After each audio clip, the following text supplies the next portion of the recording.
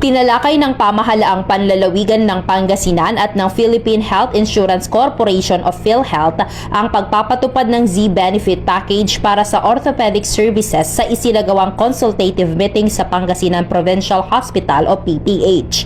Pinangunahan ang pagpupulong ng mga kinatawan mula sa pamahalaang panlalawigan sa pangunguna ni Dr. Tracy Lubitoy, Acting Provincial Hospital Administrator. Dumalo rin mula sa PhilHealth si Dr. Marlena Soliba, Head ng Accreditation and Quality Assurance Section ng PRO1.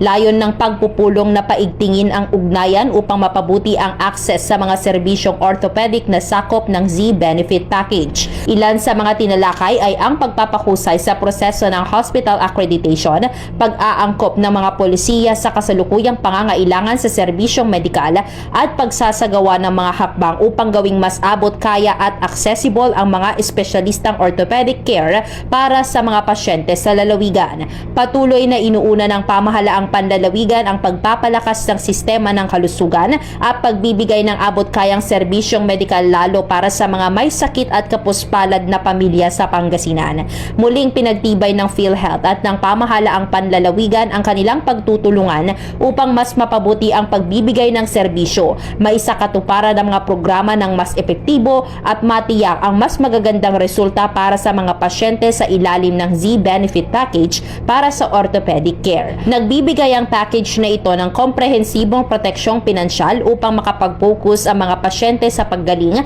sa halip na sa gastusing medikal.